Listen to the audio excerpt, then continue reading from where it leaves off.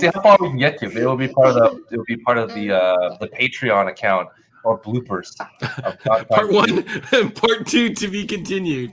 It'd be like the end of the year holiday party where you play the outtakes. It'll be, or let's be frank, it'll be on John's OnlyFans page. Either way, it's going to be somewhere.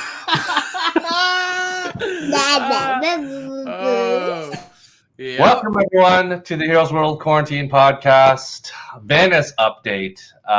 Again, woke up, went outside, went to my placemat, and the placemat said this written in sparkly purple: "Spread your wings and prepare to fly, for you have become a butterfly. Fly abandonedly into the sun. If you should return to me, we are truly meant to be. So spread your wings and fly, butterfly." Again, Wow. Who knows where that's from? Who knows what multi-platform? I know exactly where that's from, but go ahead. Who knows? Yeah, we know you do, John. Yeah, it's Vanis works in mysterious ways, and yeah. So I just was trying to figure out what that means. Does it mean, I do know that Vanis probably has a love for peacemakers. So the butterflies in there, there's some sort of to the butterflies there. So yeah, I don't know. I'm more concerned about the urinary tract infection that he may have be due to the purple sparkle. Or the fact that he's trying to unload a lot of DVD copies of The Butterfly Effect starring Ashton Kutcher. That movie used to be legit back in the day. I'm pretty sure that movie was a big thing back in the day. Nope, never was. There was never any legitimacy to that movie. Legit? In what People way, used to say, "Watch it, it's good." Maybe the people at Pacific Mall when they were trying to sell you the copies. Yeah, maybe. Yeah. It's a good movie. It's a good movie. Yeah, come on, it's part of your 10 movies for $12. The giant crate of Butterfly Effect and CNC Red Alert, Command and Conquer. If you need a copy of Command and Conquer, very apropos of the world situation. So that's the situation. So, anyways. Thank you so much for joining us. This is going to be a way different episode than normal. We have really nothing that we care about reviewing. So we're going to do... Way to go, John. We are discussing this week, going to do a little bit of a new gimmick, a new game, doing a lot of our thoughts on the Batman films.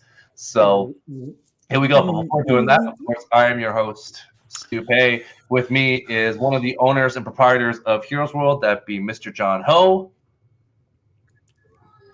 What's up, folks? Hi, Stu. Hi, Rob. And we'll see how long that would take for you to answer, but all right. He's trying to be vintage, like back in the day when it takes a while for dial-up to go, and then you have to wait. You know what he's doing? He's doing as if he was reporting live from the Ukraine. He's like, "Hi, thanks, Lisa. Yeah, so things aren't looking well over here." Like Or he could be like that, where he says "Roger," like a walkie-talkie, where he just doesn't know that you can talk at the same time. So, right. Roger. At this point, it's almost as if everything's delayed. Watching his face, I don't know how delayed he is in the audio. Wow. Okay. All right. So, and then our resident Prince of Mischief himself, Mr. Rob Goudat. I'm going to punch him. Hey, everybody. I thought you'd start with the tickle first. Yeah. Oh, well, that's this side.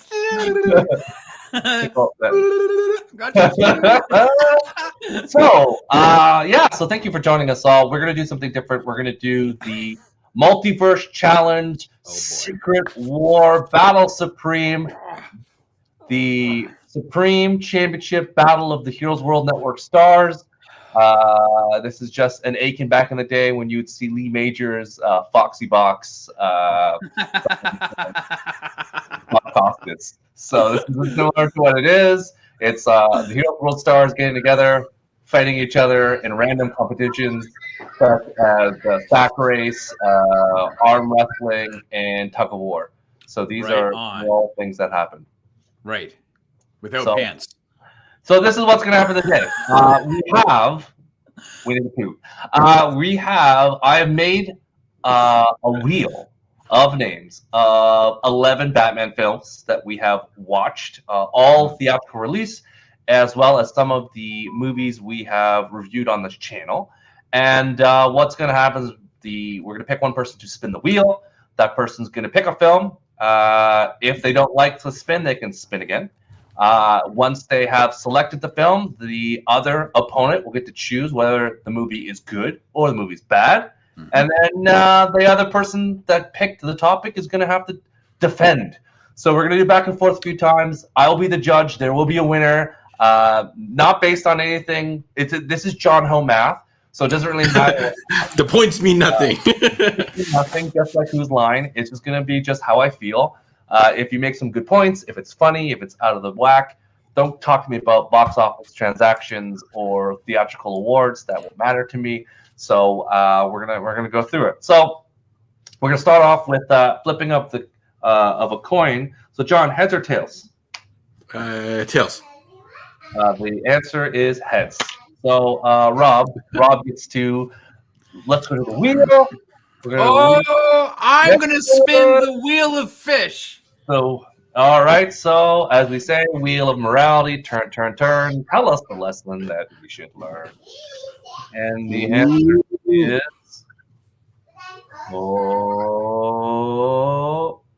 this is a real long wheel. Rob gets the no. 1989. Do you want to, Rob? Of course, he wants to, Rob. He may have, here's the thing: if he picks it, he may get. No, don't tell him. No, I know the rules, John. Yeah, you know what? It's fine.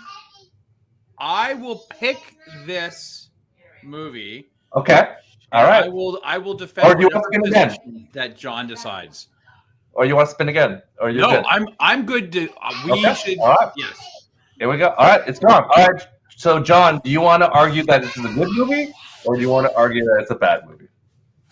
The problem is, I feel like Rob knows this movie inside out, so he probably knows all the flaws and all the like the perfection of the movie according to his mind. So, but I feel like I've got something for why this doesn't work as a Batman movie. So I think I'll give him the pro side. Wow, that's a bold strategy, Cotton. Let's see if that pays off. So I just need to get my timer set up. Clearly, that was. I literally have one argument, and I'm not. So your timer does not need to be ready for me. John, Rob, you might have to cut him off. John, it's going to be 3 minutes of silence. I don't know, like how it will be. It'll be like, this is my argument. I rest my case. I hope that you cross your arms and just say, I rest my case, because that's what's going to have to happen, because I'm not going to let it continue. All right. So, Rob, yeah. I guess whenever you're ready, I will start the timer, and I'll give you 3 minutes to tell me why. Will you give me a 30-second warning when I'm at that 2.5 minute mark? That's correct. Okay, thank you. All right. You may start now. Yep. Listen, coming off the heels of Superman 4: The Quest for Peace, there was not a lot of people who had faith in a Batman movie starring Michael Keaton, who was Mr. Mom, who was the funny comedian guy who was doing stand-up, also being directed by that weird-haired freak who did Edward Scissorhands. It was not a recipe that was in a made good container, and yet it came out as one of the biggest movies of 1989. It completely erased what everybody's preconceived notion of Batman was, which is the fault of Adam West in the 1966 television show. It was not campy. This was like a very modern take based off of Frank Miller's reinterpretation of Batman from 1986 and The Dark Knight Returns. This set the genre for comic book movies going forward. It was often imitated, never quite duplicated. Dick Tracy tried to make it work, and they didn't. Batman 89 is one of the pillars of modern comic book movies, regardless if it's a DC movie or a Marvel movie. It is often looked upon as being the go-to for how to properly adapt a comic book movie with an incredible love interest, a wicked costume. You had the Batwing, you had the Batmobile, and you had one hell of a villain in Jack Nicholson's Joker, Jack Napier, as well as a phenomenal soundtrack by Prince. There is nobody else that could stand up to this version of Batman in the 80s and even in the early 90s. Therefore, Batman 89 is one hell of a great movie. Wow! Wow! You can just if you want, you can just drop the mic. You don't have to continue. No. In conclusion, because of my first three arguments, that's coming up because he'll have a 1 minute rebuttal. Mr. John Ho, you have again when you're ready. It seems to me you only have 30 seconds of why this movie is not good. So I'm excited to see how your soliloquy, your Dark Knight-esque, like Michael Caine speech goes. Whenever you're ready. My Michael Caine voice. It doesn't sound like Michael Caine. More nasally. You gotta hold your nose. Okay, do I have to start with a caveat that I do quite like this movie, and I'm just saying this to mess with Rob and play the game. So there's a couple rules have already been established. We know that. Yeah. I'm just saying. I'm just saying it before. I'm started, John. I'm started. Yeah. Anyways, I feel like I could talk about something else for a couple minutes. So Rob said this is a faithful adaptation of the comic book, source material, but it's actually not, because Joker didn't actually kill Batman's parents. That was a nice little tie-in that they kind of made. And one of the key elements of Batman is he doesn't kill. And in this movie, from the opening scene, he's murdering dudes. And it's not like he's doing it in the Christopher Nolan way, as in, I'm not going to kill you, but I don't have to save you. He's straight up murdering dudes. So if you remember the conclusion, he straight up throws a bunch of guys down the bell tower. And there's pretty much zero chance of them surviving it. And even he does kill the Joker at the end, pretty much. He lands on the ground with his teeth running out and chattering, which is probably one of my favorite parts. So that would be my only argument against this movie, other than maybe throwing some a little side diss at Michael Keaton, saying he's too short to be Batman. I don't know if that's an argument or not, but that's all I got. How much time do I have left? Should we play a game of something else? 1 minute and 40 seconds. Doesn't matter. That's all I got. Okay. John, thank you for that. Rob, you have 1 minute to rebut against whatever the heck that was. Okay, so if I said it was a faithful adaptation, then I misspoke. It wasn't an adaptation. It was a property that was inspired by the more modern take of Frank Miller in 1986's The Dark Knight Returns. Regardless of that, John, he actually didn't kill the people in the beginning of the movie. He kicked the one guy through some doors. The other guy says, "What are you?" He goes, "I'm Batman," and he threw him to the ground, spread his wings, and off he jumped off the building. So, in fact, I'm not sure what Batman movie you were watching, but he didn't kill anybody at the beginning. In terms of I think he does in the warehouse fight. John, don't say anything. Let him terms go. of the bell tower, listen, man, those guys are coming at you. He just dispensed it. If you notice, the wood paneling floors collapse. So there's not much that he can do about that. And with respect to the Joker, it's not his fault that he has poor hand muscles to be holding on to the gargoyle. He was holding onto the ladder with the gargoyle. He could have. The helicopter could have dropped him. John, you have 1 minute now to do whatever silliness you have to say. He totally murders guys because the Batmobile is equipped with Gatling guns. And I'm pretty sure the scene where he blows up the factory, there's several people in that factory when it goes. So I'm pretty sure, I haven't seen it in a while. I'm pretty sure he murders some guys right out the gate at the factory where Joker falls in the pit. I'm pretty sure that happens. But, again, I don't know the movie as inside and out as Rob does. So take that for what it is. Okay. All right, John. Well, that was a valiant effort. That was a nice try. That's after contabulating all the different points. I have to say, unfortunately, your argument, as compelling as it was, every Batman movie he kills people. So that only goes to make sense when It is a problem with Batman movies. he kill people. Ben Affleck did. A lot of these Batman probably murder people in the face on a regular time basis. So if that was, for example, a Superman argument, where you said, well, Superman didn't kill anyone because, for a reason, that's a fair argument. But unfortunately, with the way that Batman, this character works, that he's straight up blowing up cars people in it, and I'm not sure if they survived those cars. So based on that argument alone, Rob's going to get that point. So Rob is up 1-0. So there we go. So now that's John. John, you get to spin the wheel, and by spin the wheel, you get to tell me what you want. So I'm going to spin the wheel, John, and let's see what goes on here.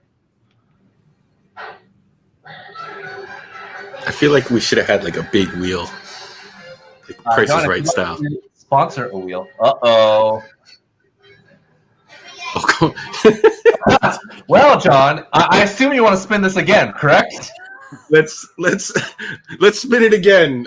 Yeah. Let's spin it again, Bob. John, Rob's eyes was like, "Woo!" Watch it land on it again. Well, then, yeah, you're out of luck. All right. Should we not have removed it? No, it's always there. All right, John, you're stuck with Batman the Long Halloween. All right, Rob. Not fair. Rob, how would you like to choose this at the standpoint? I am going to pick that it is not a good movie. John, for you? No, or it for is me. In general, John. This is no. I'm defending the position that it's not a good movie. You're now going to defend that it's a great Batman movie. Yep. In the context of Batman movies? All right. In the context of whatever you want, John. I'll give you points for creativity. Come up with something. Whatever you want. Okay. We'll start. Whenever you're ready. Okay. So Long Halloween, the animated series, we did watch. It comes in 2 parts. And I'm gonna let you do both together. I'm gonna let you do. It is kind of it's kind of a summary of the comic book adaptation with a couple twists because they didn't want to do it verbatim. And what it is, it's an excellent jumping on point for casual fans. So when we did our review, it works well for people who don't already read the books and want to experience this story and Batman in an animated format without having all that excess baggage. So I think it's animated very beautifully. It does look top notch, and it does have an excellent voice cast of celebrity people that will catch your attention. You'll be able to look at the cast list and go through it and go, hey, I know this person, I know that person, I know that person. So it did choose to go the route of known people, known actors, not necessarily voice talent, but known people that you've seen around. So what it does is it helps bring more people into the Batman umbrella. So if you weren't familiar with these, then you're going to go check out the comic and maybe you're going to enjoy some of the other stuff. But you are going to be familiar with the idea of Batman the Long Halloween and Batman as a detective, Long Halloween being one of his most famous story arcs where he is actually more the detective than the UFC fighting champ. So I think that's all I got. The animation works great for people who are fans of animation, and you can access it on both streaming platforms, I believe. I think it's on Crave right now, right? So anyone can watch this, enjoy it, and it's conveniently split into 2 parts, so you can watch it one evening and finish it another evening. And that's all right. I got. Oh, it's good. It's good. Rob? All right. Listen. Here's the reality. The Batman The Long Halloween takes place over a full calendar year, and that's actually how long it feels watching this movie. This book is not it was not meant to be interpreted in a way because it's not an easily accessible Batman story as it is. I think you have to have, John's point is that this is a jumping on point for any new Batman fan who hasn't watched it, but I think that there is such a rogues gallery that's already predetermined and laid out as a history that as a new fan coming in, you're going to be very lost. It's a very dense movie, both parts. It's dense. it is not fast paced. We understand that it's supposed to be a detective story, but the problem is that you are not part of the detective story. You are like 5 steps behind, even Batman, not behind the real mystery. It is not an easily consumable. I think if you were a huge fan of the Jeff Loeb and Tim Sale book, that you will find something enjoyable in this movie. But for people who have read it maybe once or twice watching this, they will actually probably not go back to the source material because it will put a bad taste in their mouth. I think DC does a great job of making their animated movies, but not every book or not every trade paperback has to be adapted just because it's popular on the shelves and it's popular with the geeks and everything else. You can take liberties from it, but to actually do a full adaptation, this property just does not work well for a full adaptation. So unfortunately for me, The Long Halloween is a long steaming pile of poop. It is not a great Batman movie. And I really think that if people want to experience it, the better way is through the book, not through this movie. All right, thank you. John, you got your minute whenever you're ready. Okay. The problem is some people don't want to read the comic book. So we're talking 12 issue story arc at maybe like 24 pages at least minimum. Maybe I think it was more times 12, whatever that math is. Some people don't want to do that. And some people wouldn't want to watch each episode being an hour long. So they have to condense this type of material to make it digestible to someone, especially a younger audience, maybe. So the nuances that we would get from the comic book, obviously we're not going to get that. But I don't know. I got nothing else other than, can I call Rob dense? Is that allowed in the rule set?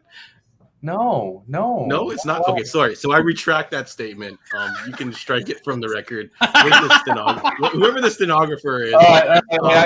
Agreed. Take off me calling Rob dense. Let me just tell Edna, stop. Edna, stop. Okay, good. Okay, we're good. Okay, no problem. Rob, let the record show that Edna has stricken that from the record. You are up. Your minute begins. But what is my count? What was his counter? I don't even. People don't want to read. People don't want to read. Okay. People don't want to read. No, people don't want to read. They want something that's quick and easy. That's fine, John. People don't want to read. I got your point. Rob? Okay, listen, people, I agree. Reading is a difficult medium. You have video games, you have movies, you have television, you have streaming services to occupy your time, and you need something that's easily consumable. In this day and age, everything is at your fingertips and is in about 90-minute short bits.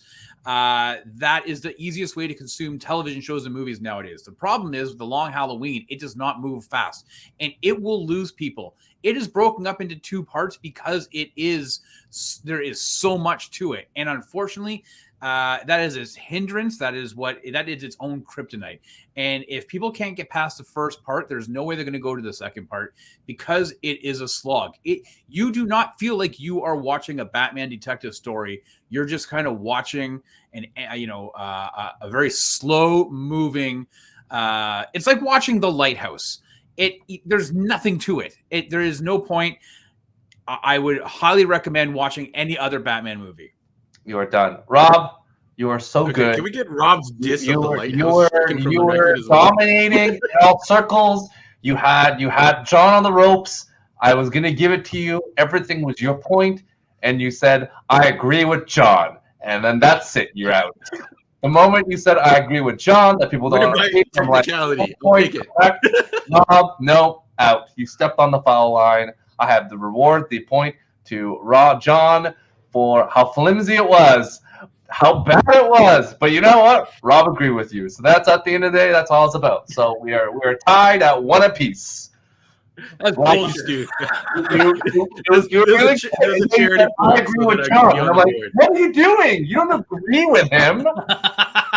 So you know what? Sometimes you have to give your opponent a tip of the hat when he makes a point that actually helps you make your own point about being able to watch it. But that's fine. I see how these debates are being done. It's like the French Federation here. All right, that's fine. Well, we'll talk about an unknown judge at the Olympics figure skating that may or may not Tessa and Scott Virtue an Olympic medal, but that's right. All right, okay. Back to the wheel. My leg hurts.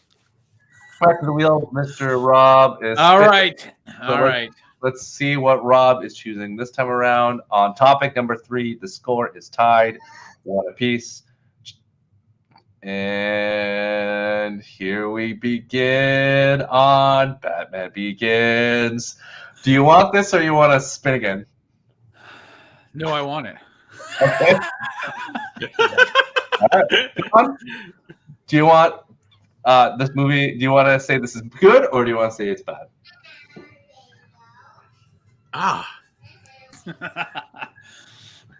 See, the thing is, like, do I choose what I think I can argue better, Yes. or do I choose what I think Rob maybe would have a hard time putting together? Oh. Isn't that what? Anyways. Okay, that's No, I'm just saying. I'm gonna see if Rob can argue the point that this movie is bad. All right. So I want Rob to give us the points of this movie being bad, if that makes sense. All right, Rob.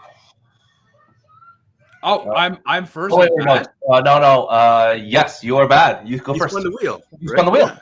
That's So correct. he has to go first. Yeah. Yep, that's correct. All right. Whenever you're. Okay. South Sheets by the seashore. Yes.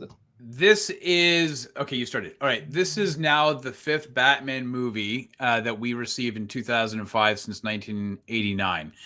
So in 16 years, they couldn't figure out a way to make Batman's head turn. He is still stuck in a lumbar spine brace, which is ridiculous. In 16 years, you couldn't have advanced technology in makeup.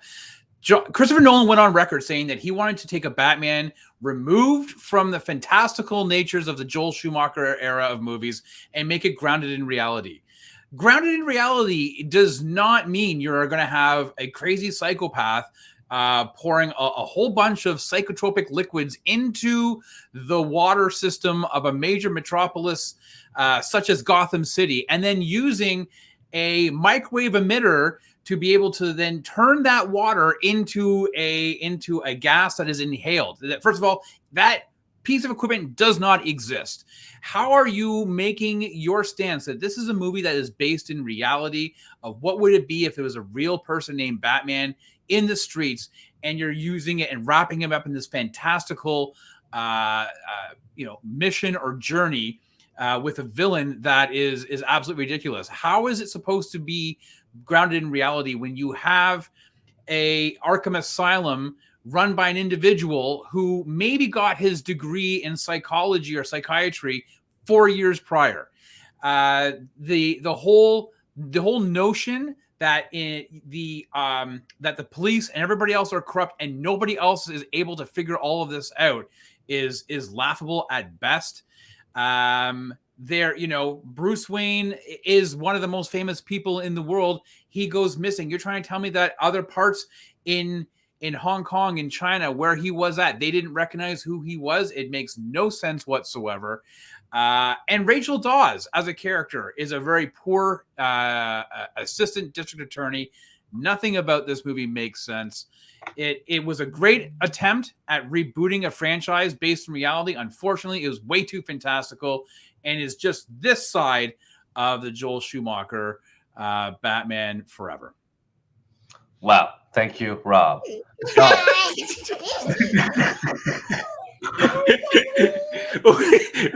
you're talking any shape or form of realism, Joel Schumacher's Batman Forever should not be anywhere near the conversation.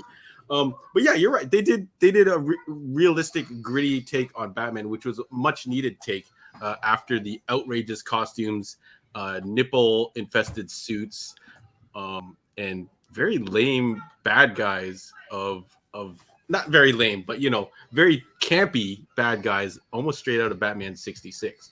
So what Nolan did is he brought all these guys into, from the Stone Age into a more modern setting. And I don't know why you would draw the line at the microwave emitter as being unrealistic. If a movie was completely realistic, it would be 2 hours of them trying to just set things up. So there would be a lot of bathroom breaks and I don't know what I'm talking about here. But anyways, I'm gonna say. No, I'm not. See, this is why this was not a good idea for me. But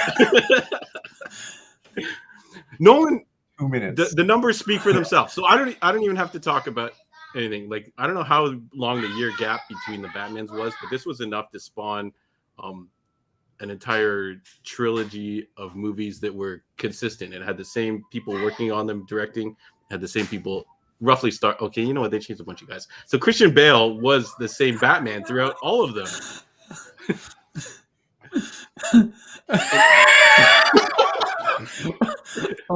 Yes. How many more minutes do I have? Do I have minutes to You have exactly 30. Wikipedia page? You've gained minutes. You're at 8 minutes left. Oh, I gained minutes. All right, I'm good. All right, so let me start over again. Nope. Not my strong suit in school. If we can do the math behind this, then I couldn't win at that either. But yeah, no, I don't know. I got nothing. No. This is what. Okay. What is good about this film, John? You have 1 minute. Okay, so the realistic take, which Rob was criticizing, is what people gravitated towards. People, they filmed everything practically. So the Batmobile is real. The suit movement is real, despite not having been able to move his neck, which they incorporated in the story later on in the films. But the updating of all how he gets all his equipment coming from R&D of Wayne Tech Enterprises is a very good basis for him to actually develop these things without kind of like crafting it in his basement. Like, where did he get the suits from and all the other 80s Batman movies? They don't really say, because it's very unrealistic that he could, like, does he have injection molding creating these suits? 15 seconds. Sorry, Izzy. So bringing Batman into a more kind of modern techie soldier kind of style, I think was a good choice. That's it. Don't worry about it. You're done. Yeah, Rob, I got it. 1 minute. All right, listen. Modern techie. He had to order 10,000 units of a cowl. Do you not think that the people, the manufacturers in China, are going to put 2 and 2 together when they realize that the person that's bouncing around in the news in a cape is wearing the exact same headpiece that they have made, 10,000 units, and they ship it to Wayne Enterprises? Look, you want to talk about realism? He was in the mountains of Tibet. He burned down Ra's al Ghul's studio. There was no phone lines. How did he get a hold of Alfred? Alfred all of a sudden appears out of nowhere with his private jet. How did he get the phone call? Bruce Wayne was also freshly dressed and cleaned. Doesn't make any sense. There is no realism in this movie based on what Christopher Nolan was saying. This is fantastical. It was always going to be fantastical. You lay your argument down the fact that it's going to be fantastical, and that's what it was. John? You can't have Batman and not be fantastical by definition. But the way they presented the action, it was more kind of real, and I think the effects that they used and the fact that they did it all practical was something that the audiences were ready for. We were tired of everything being CG, everything being over the top, everything being on wires, and kind of everything being on green screen. So the fact that he brought all those back to a superhero movie was, I think, a big step, and you can see it in the following movies, the path that he laid. That a lot of the movies that kind of take the realer route seem to do better. Captain America, Winter Soldier, all those kind of movies that kind of take cues from this and found out that it was okay to not have the VFX monstrosity at the end. Yeah. All right. Well, thank you both for deliberating back and forth. John, I appreciated the strategy of a blitzkrieg of peppering me with a whole bunch of ideas that have no semblance of any type of theme. Just everywhere, all I needed over. help. I needed a team. I need a team of writers for this type of activity. But I'm going to have to give the point to Rob, who has a clear, concise vision, a clear, concise answer. And Mr. Rob Gadet gets that point. So my question to you is that we have finished 3. So Rob is leading. Do you, John, want to give up and stop, or do you want to continue on and go to a battle of 5? Battle 5? Can you just give me one? I definitely cannot win a battle 5. I definitely need help in this type of exercise. All right. Well, can I tag in Stu? Can I tag in Stu and spin the wheel and let Stu take my place? No, John. No. I'm a judge. Look at John trying to, as a business owner, trying to delegate his work to a minion. No, it's not how it works. That is it. We are calling the match. Mr. Rob Goodette is the champion today. He is the winner of the first inaugural Multiverse Secret Heroes World Star of Champions of all time. I will provide him. He will be able to hold this at one place in time. Why is there basketball on top? Because he just dunked on you, John. I'm not going to argue. This is not my strong suit here. What they would say, put you on a poster. So congratulations, Rob, on that winning. So we are going to quickly, before logging off, just want to bring some thoughts out. Today... Wait, can I just say, John, it was a pleasure battling you today, man. I know you worked all night. You were in school all day. You worked late into the night. I appreciate it. You know, I love you, buddy. That's nice of you. That was a disaster, but it was fun playing. Do I get the take-home version of this game so I can lose at home on my own? Just rewatch this. Okay, so we're gonna do one quick topic before we go up because the Batman, the new Batman movie is coming out, which is why, of course, we did this theme today. But there was news that I shared on our private chat, and I was going to bring it up if we had time, that AMC Theaters in the U.S. is going to try a new type of pricing, essentially to make up for some of their losses, to charge the people at home a little more to see Batman in the theaters. I want to get John and Rob's thoughts on the fact that, you know, they're trying this new pricing scheme. I believe in order to, you know, make some more money. What do you think, Rob? Yeah, I was just going to go back in. Was it because there's been some? First of all, this has been all over the news today. I think they're charging $1.50 more for the adult ticket, which I guess you're thinking, oh, $1.50 more, what's the big deal? But you know, everything's increasing. So I have a problem with this whole notion. The president of AMC theater chain said that this is something that apparently they do in Europe. They do the popularity pricing. He tried to equate it to how NHL games and basketball games or concerts, they offer different price points for different seating within the theater, within their stadium. Sorry. I don't think you can equate that. You know, it's true for most stadiums, the Raptors, the Leafs, the Blue Jays. When the Yankees are in town, you pay much more than if you watch the Baltimore Orioles, or you know, it's you know, the high priority teams. So yes, I think though that excuse me, movie theaters.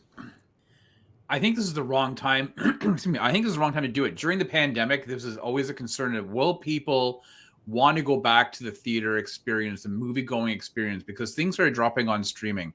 And there was a really big push from a lot of directors and artists saying, we got to get back into theaters and whatnot. And I think doing this with the first, I'm a big release of 2022, I think sends the wrong message. We are just getting out of this pandemic, and depending on where you are in North America, and then to all of a sudden have this differentiating price based on the type of movie that it is, I think it sends the wrong message. If you are enticing people to come back, you don't do it by increasing the price. Now, listen, Uncharted came out 3 weeks ago. If you wanted to go see that this weekend, based on this, you'd be able to see it for $1.50 per ticket cheaper. I have a bit of a problem. How long does this last? What if it's one of these movies like No Way Home, which was killing the box office for 5 or 6 weeks straight. Does it maintain that price point before it drops? Like there's no defined. Is it just for the opening weekend? And what would behoove people to go? Theaters make most of their money based on their concessions. So I just found, and I think people are, and I don't mean to be like punny, people are more inclined to swallow a price increase on their concessions than they are at the movie ticket price point. So I think it's in poor taste. I think it's just bad timing. And I'm just not a fan of it. John? Yeah, so actually, on the business side, I 100% see why they're doing it, and I totally understand the consumerism thing is like supply and demand, right? So the supply is good movies. So a good movie rakes in troves and troves of people who actually attend your movie. A bad movie leaves empty theaters. Like I've gone to see plenty of bad movies or poorly reviewed movies or movies that get review torpedoed because the embargo lifts like a couple weeks before the movie comes out, and the theater has been completely empty. So I think they have the right to make money on the movies that people actually want to see. Like if these review embargoes are allowed to be released before this movie is allowed to come out and all that kind of stuff, like if they're not forcing, if they're, I don't know what the contract is that these reviewers sign or whatever, how come they aren't signing it for after the movie releases, so a movie theater has a chance for every movie to have an equal opportunity? And movie theaters have to pretty much play every movie that comes out, right? Like, so if a movie theater skips movies, they have to have a really valid reason. They have to have absence of actual screens, which our friends over at what's it called now, Markham VIP, they have a limited amount of screens, so some movies would slide out. But in theory, all theaters have to play everything that comes out every weekend, pretty much. So they have to kick out movies that make out money to bring in some random new movie that might be a disaster. So and a lot of people don't even buy concessions, which is the problem. Like if everyone who bought a movie ticket actually bought concessions to go with it, then sure, they're making money hand over fist, whatever. But the problem is though, but John, if AMC is the only theater in your town, I can appreciate that. But when you have multiple different theaters in a region, and they're charging, let's call it $14 a ticket, and AMC are charging $15.50 for the Batman, what are you more inclined to go do? Like, I just think like you go to the theater that you like the best, the service, the screens, all that kind of stuff. But so, we're also spoiled in the GTA in Canada because we have really good theaters, mostly for the part. I think a lot of parts in America doesn't necessarily have the same level of technology. Some of the theaters are much older and not part of a chain, so there is kind of a difference in terms of reserving a seat. And some of those other theaters, you don't have that capability, or they're just, there's a monopoly on top of these movies where it's like they kind of let the big theaters get it first, and then the smaller theaters get it secondary. So you are kind of forcing some people in order to see the movie to pay a little bit more. But it is kind of now, there's argument for both sides as to that point though, Stu, is based on the fact that they're paying.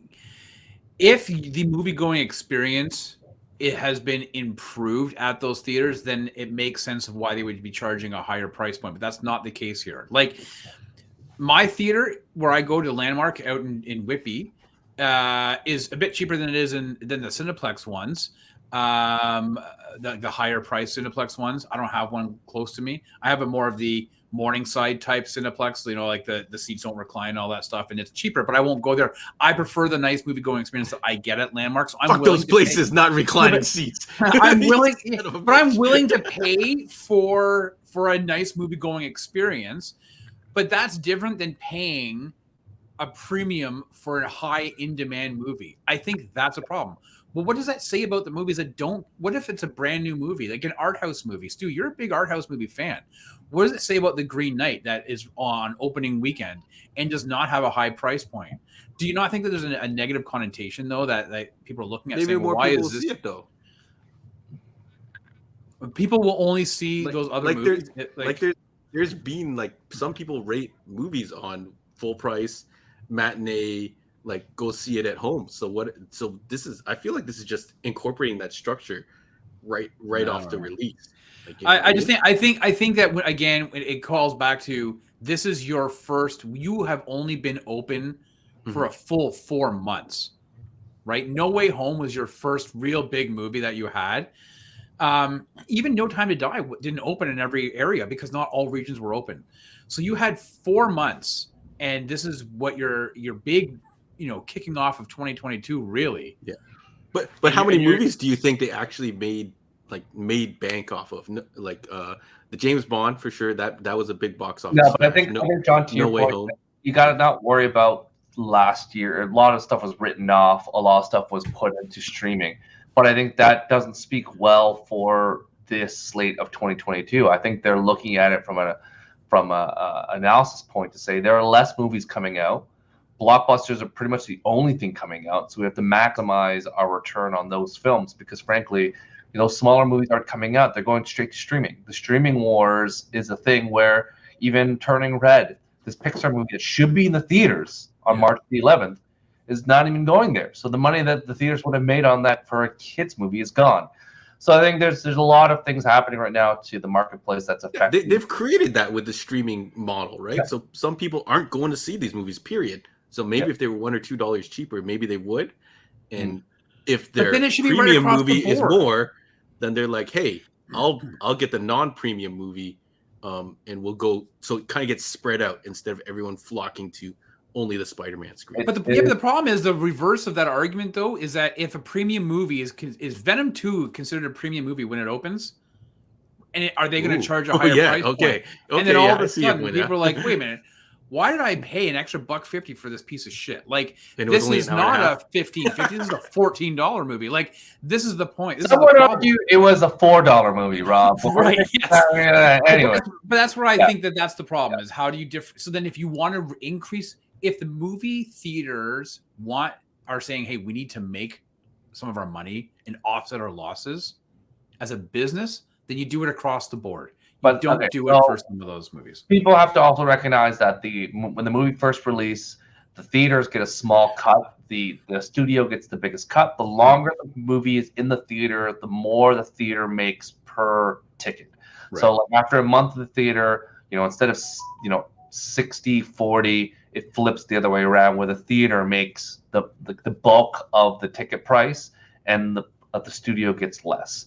So they're just trying to hedge their bets to kind of make a little bit more because they know at the beginning of it. So some of these blockbusters, they come really quickly and the drop-off is so huge. They're like, well, let's make some few bucks because no one's going to watch this in the 45-day window because now movies like Batman is going to come out, 45 days after it comes to the theater?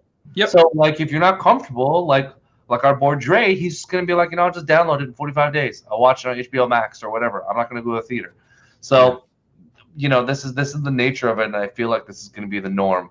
But we will wait and see. It's not something in the Canadian market, so we'll see.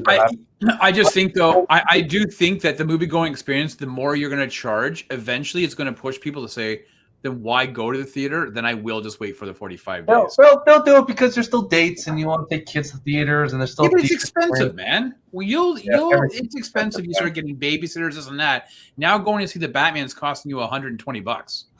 That's what bring all your kids and all that stuff. That's what it always is. It's a experience that was always going to be expensive.